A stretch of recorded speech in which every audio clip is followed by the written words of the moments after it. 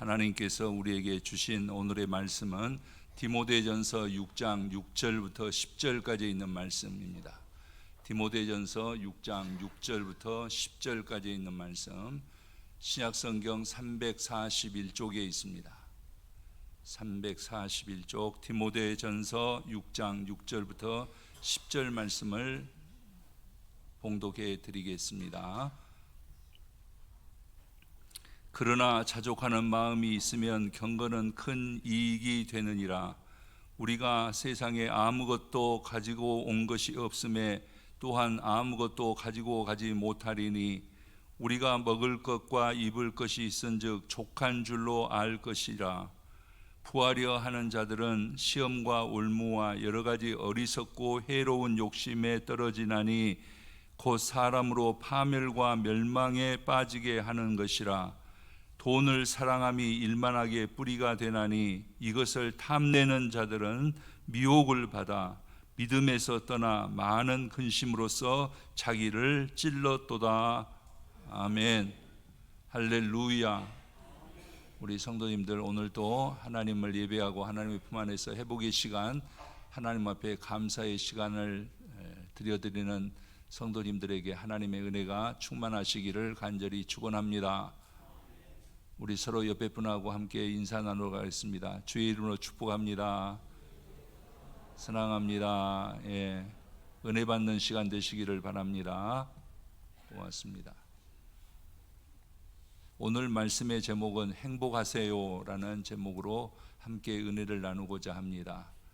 우리가 행복을 언제나 원하고 추구하지만은 그러지 못하고 언제나 우리 마음에 불편함이 있는 삶을 살아가는데 이것을 일소에 해결해 버릴 수 있는 방법이 성경 속에 있기 때문에 오늘은 디모데전서 6장 6절부터 10절 말씀을 가지고 함께 은혜를 나누고자 합니다.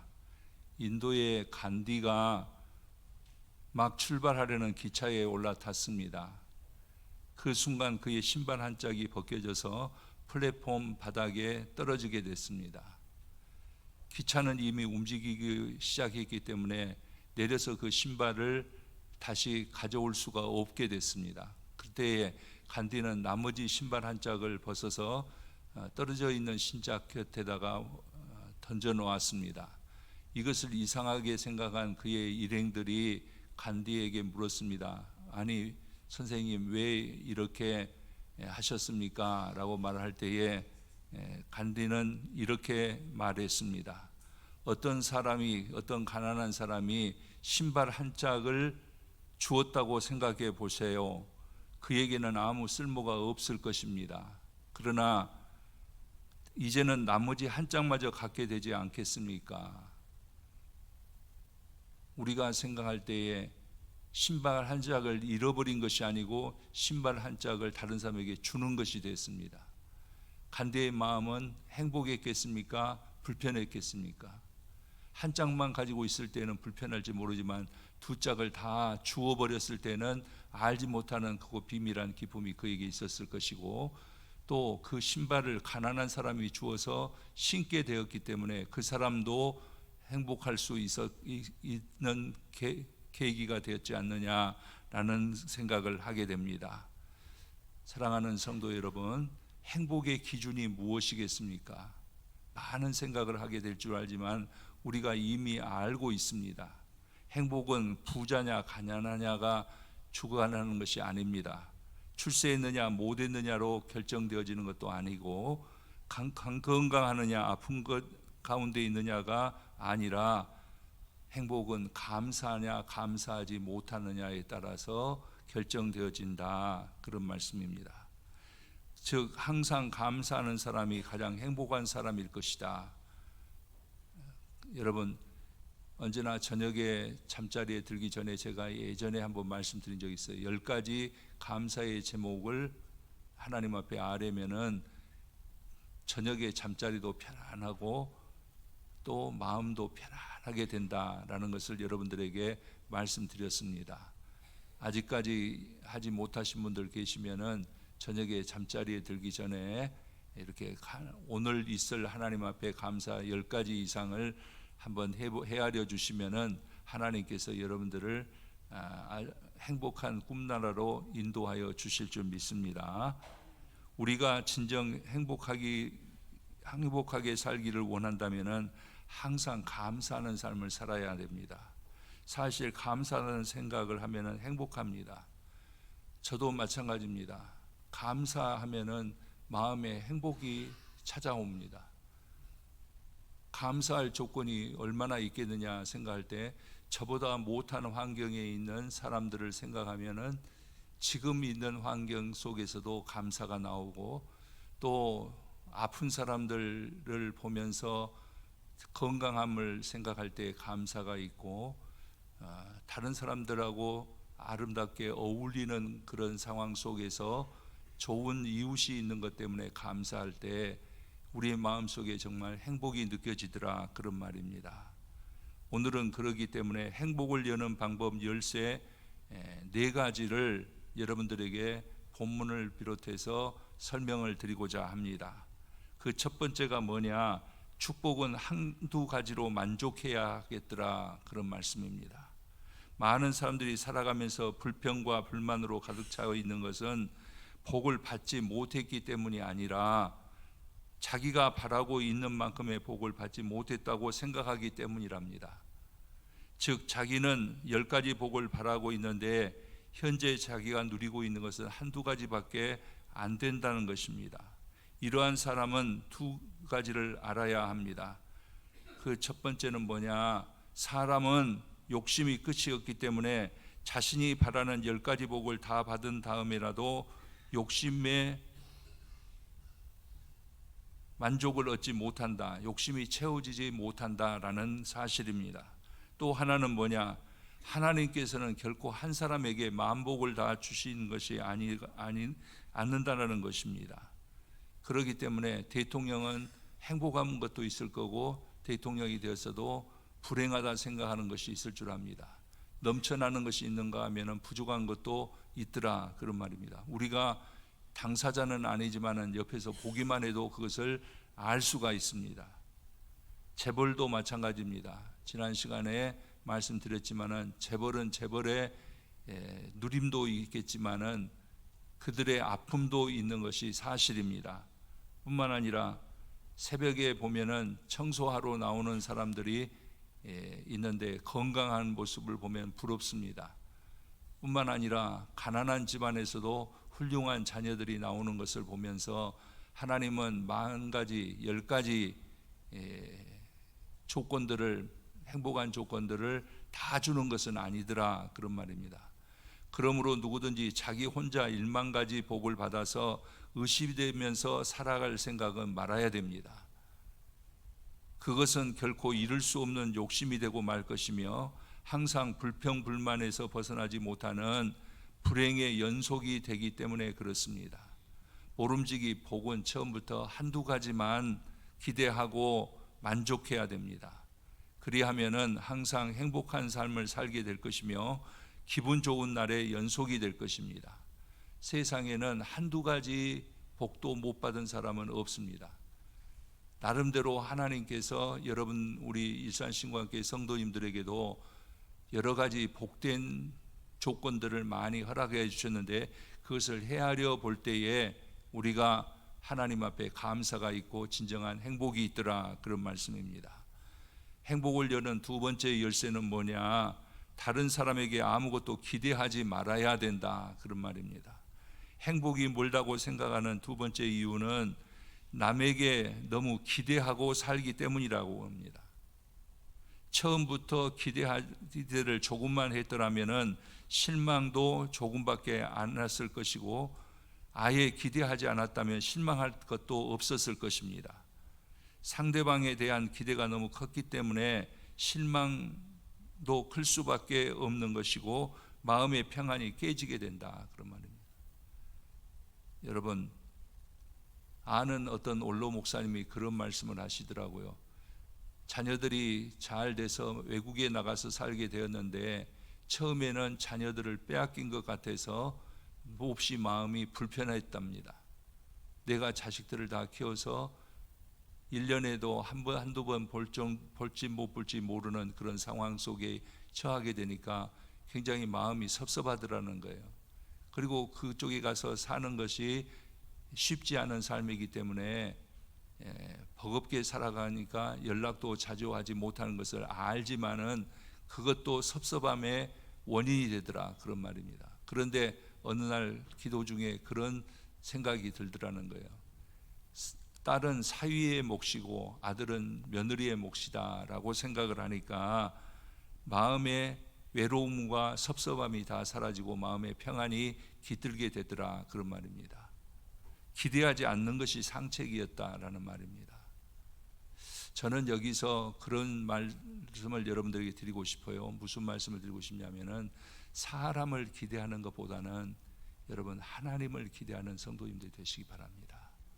사람은 우리를 만족하게 하지 못할 것이 사실입니다.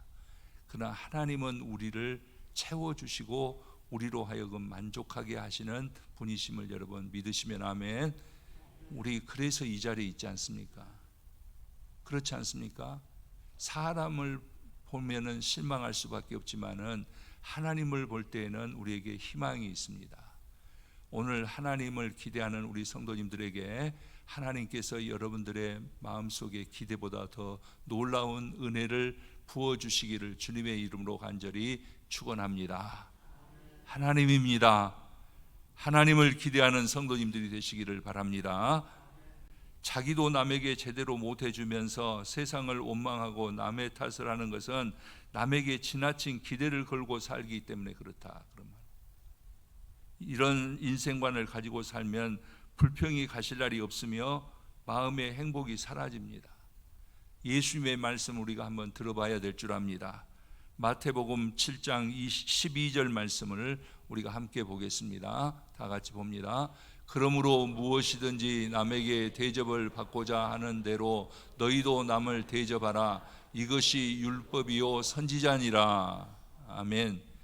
이 말씀은 무슨 말입니까? 내가 다른 사람들에게 바라는 사랑, 배려, 이해, 용서, 친절, 도움, 또 이외에 많은 것들을 내가 먼저 베풀어라, 그런 말씀입니다. 예수님의 말씀 우리가 잘 알고 있는 말씀 아닙니까? 내가 바라는 것을 내가 먼저 하는 것이 옳다라는 말씀이에요. 내가 다른 사람에게 받으려 하는 것을 내가 먼저 배려하는 것이 필요하다, 그런 말입니다. 상대방에게 받으려고만 기대하지 말고 내가 상대방에게 해줌으로 내 삶 속에 행복이 넘쳐날 것입니다. 여러분 한번 생각해 보실 수 있기를 바랍니다. 내가 사랑을 받으니까 행복합니까?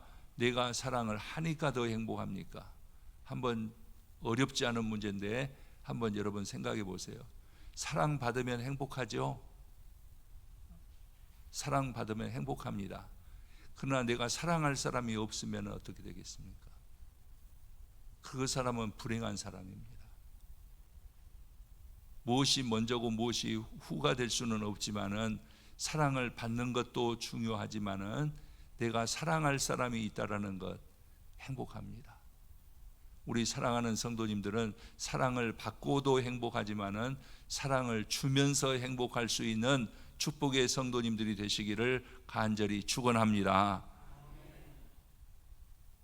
사랑의 대상이 있기 때문에 더 행복하다, 그런 말씀입니다. 행복을 여는 세 번째 열쇠는 뭐냐? 자기 자리를 알아야 합니다. 사람들의 마음의 평안이 깨지는 또 하나의 함정은 남보다 높은 자리를 차지하려고 하는 것이기 때문에 그렇다라는 말입니다. 즉 경제적으로나 사회적으로 우월하고 싶은 마음이 있어서 평안이 깨진다, 그런 말입니다. 그러나 예수님께서는 이렇게 우리에게 가르쳐 주십니다. 누가복음 14장 10절과 11절 말씀을 보겠습니다. 같이 한번 보겠습니다. 청함을 받을 때에 자리에서 끝자리에 앉으라. 그러면 너를 청한 자가 와서 너더러 버치어 올라 앉으라 하리니 그때야 함께 앉은 모든 사람 앞에서 영광이 있으리라. 무릇 자기를 높이는 자는 낮아지고 자기를 낮추는 자는 높아지리라. 하나님의 말씀입니다. 우리 주님의 말씀입니다. 꼭 이대로 살아가는 우리 성도님들이 되어보시기 바랍니다. 정말 그런가 그러지 않은가. 저는 하나님의 말씀을 저에게 주신 말씀으로 먼저 받아들이고 우리 성도님들에게도 제시하고 또 그렇게 살아가려고 나름 노력을 합니다. 어디 가서 제 자리가 상자라고 생각해 본 적은 별로 없습니다. 왜냐하면 저보다 더 우월한 사람들이 많다라는 거예요. 저보다 더 선배들도 있을 것이고 저보다 더 많이 배운 사람들도 있을 것이고 저보다 더 큰 교회를 하는 목사님들도 계실 줄 압니다. 그러면서 제가 느끼는 것이 뭐냐면은 끝자리가 가장 안전한 자리다라는 생각을 합니다. 그런데도 불구하고 대부분의 사람들이 자기 자신을 특석 인생으로 뽐내며 살기를 좋아합니다. 우리 자녀가 제일이라는 생각도 버려야 되고 우리 가문이 제일이다라는 생각도 우리는 버려야 됩니다. 자기 신앙이 최고라는 생각도 마찬가지입니다. 자기 상대하는 사람이 대단한 사람임을 과시하는 사람도에게는 언제나 긴장과 불안과 불만이 따를 뿐 진정한 기쁨과 행복은 자기 몫이 아닙니다. 이러한 사람은 겉보기에는 화려하게 보일지 모르지만은 혼자 있을 때는 공허하기만 하더라, 그런 말씀입니다. 그러므로 자기 자리를 바로 알아야 됩니다. 사도 바울은 그래서 고린도 10장 31절 말씀에서 이렇게 우리에게 말해주고 있습니다. 같이 보겠습니다. 그런즉 너희가 먹든지 마시든지 무엇을 하든지 다 하나님의 영광을 위해서 하라 라는 말입니다. 여러분, 그러므로 첫 번째 자리를 넘겨다 보아서는 안 됩니다. 첫 번째 자리는 우리가 하나님을 모셔야 될 하나님의 자리다라는 말이에요. 언제나 하나님이 우선입니다. 언제나 하나님이 영광을 받으시는 것이 우리의 삶이에요. 우리 하나님의 백성된 우리들의 삶이더라, 그런 말씀입니다. 그렇다고 두 번째 자리가 내 자리가 되는 것은 아닙니다. 다시 사도 바울은 고린도전서 10장 33절 말씀에서 우리들에게 이렇게 말하고 있습니다. 같이 봅니다.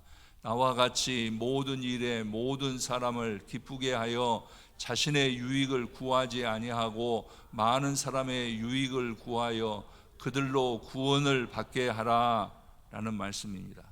즉 두 번째도 남에게 주어야 될 남의 자리다, 그런 말씀입니다. 예수님의 비하의 신분을 잘 말해주고 있는 빌립보서 2장 1절부터의 말씀인데 3절 말씀에서 보는 것은 뭐냐면 나보다 남을 낮게 여기라, 그런 말씀이에요. 하나님의 아들이신 예수 그리스도도 하늘 보좌를 버리고 이 땅에 오신 것처럼 자기를 낮추셨다라는 것을 말씀하는 것은 예수님께서 남을 나보다 낮게 여기라라는 말씀을 구체적으로 행하신 부분이 바로 그 부분이기 때문에 그렇습니다. 그리고 남은 자리가 내가 앉아야 될 내 지정석이다, 그런 말씀입니다.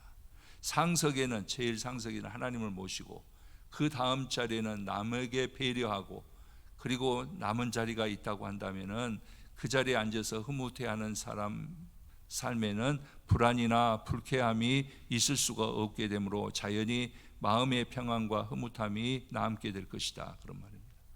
우리 성도님들, 하나님의 가르치심입니다. 우리가 힘써 해봐야 되고 그렇게 해야 될 겁니다. 다시 말씀드리지만 하나님이 언제나 최상석에 모시고 그 다음에 다른 사람들에게 배려하고 나는 제일로 낮은 자리에 앉아 있는 것이 가장 편하다, 그런 말씀입니다. 행복을 여는 네 번째 열쇠는 뭐냐? 물질은 일용할 양식으로 만족해야 된다라는 말이 있습니다. 것입니다. 이런 말이 있습니다. 돈이란 퇴비와 같아서 적당히 펼쳐 놓으면은 많은 열매를 만들지만 한 군데 쌓아놓기만 한다면은 심한 악취에 시달려야 된다라는 말입니다. 여러분, 그럼에도 불구하고 많은 사람들이 재물을 자기에게 쌓아두려는 마음에 혈안이 되어 있습니다.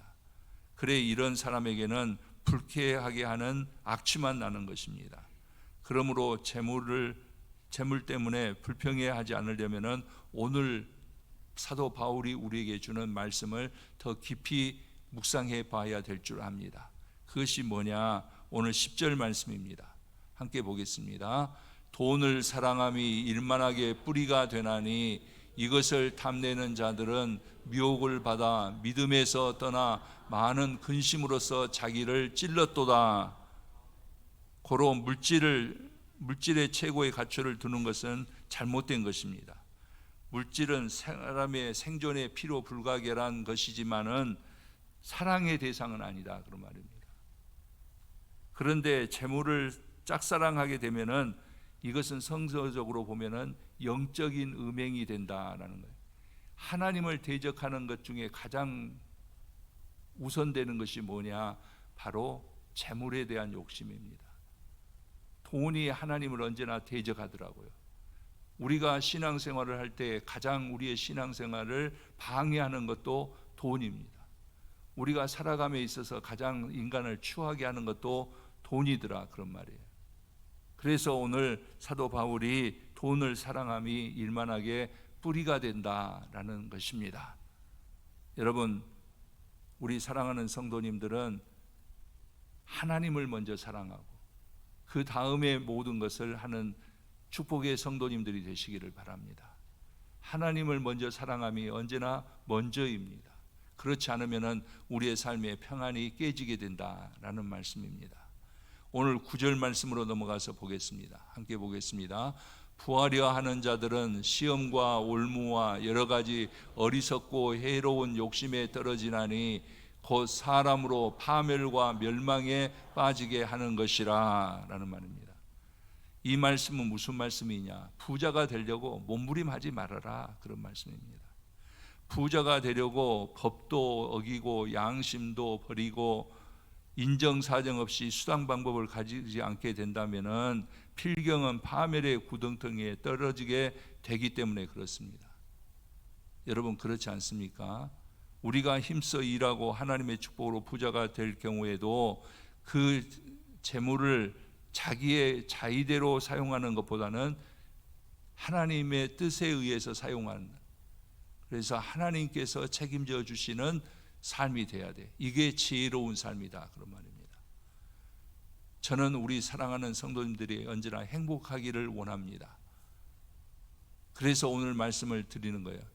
여러분 정말 행복하십니까? 행복하시기를 바랍니다.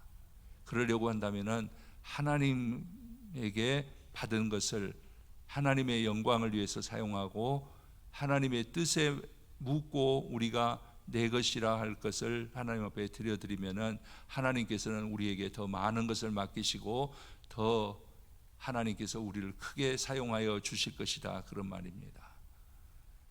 오늘 7절 말씀으로 가서 보겠습니다. 7절 말씀 같이 봅니다. 우리가 세상에 아무것도 가지고 온 것이 없음에 또한 아무것도 가지고 가지 못하리니, 어디서 많이 들은 말씀 같지 않습니까? 공술의 공수고입니다.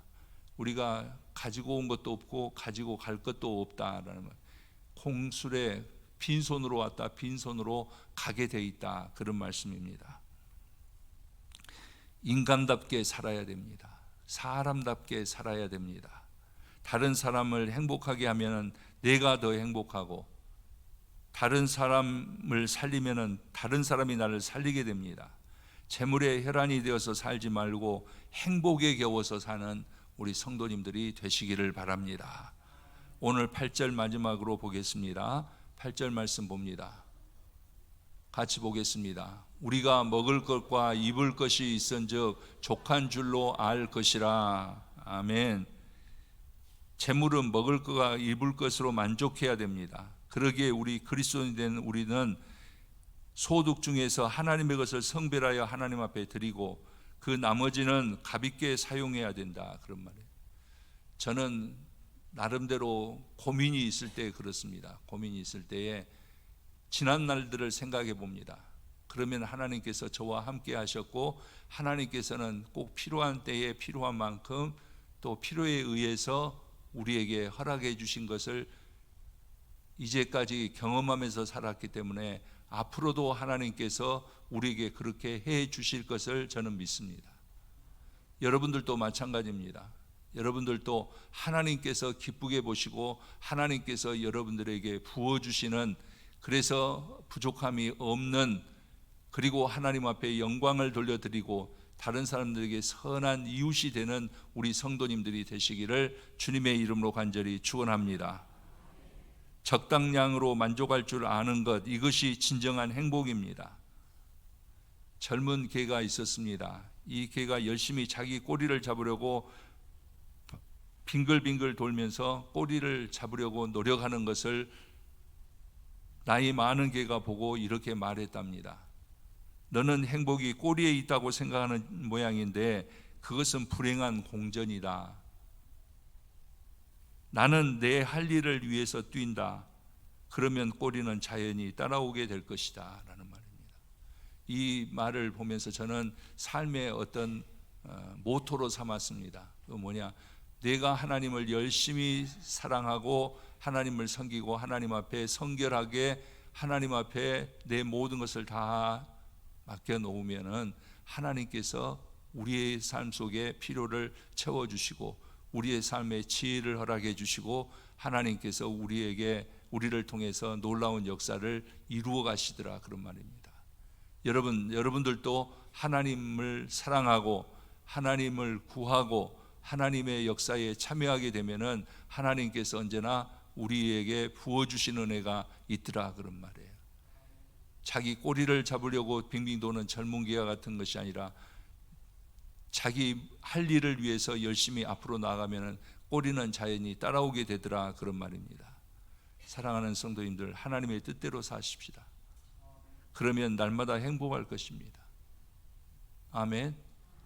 하나님의 뜻에서 우리가 벗어나지 아니할 때에 하나님께서는 우리와 함께 하십니다. 사랑하는 성도 여러분, 하나님께서는 우리가 천국에서는 물론이거니와 현재 이 세상에서도 즐겁고 행복하기를 바라신다라는 말입니다. 이제부터는 다시 하나님의 말씀대로 순종하며 살기에 하나님의 은혜가 우리 삶 가운데 언제나 충만하고 언제나 하나님을 경험하고 하나님께서 인도하신 그 자리에서 기뻐 찬송의 삶을 살아갈 수 있는 성도님들이 되시기를 예수 그리스도의 이름으로 간절히 축원합니다. 기도드리겠습니다.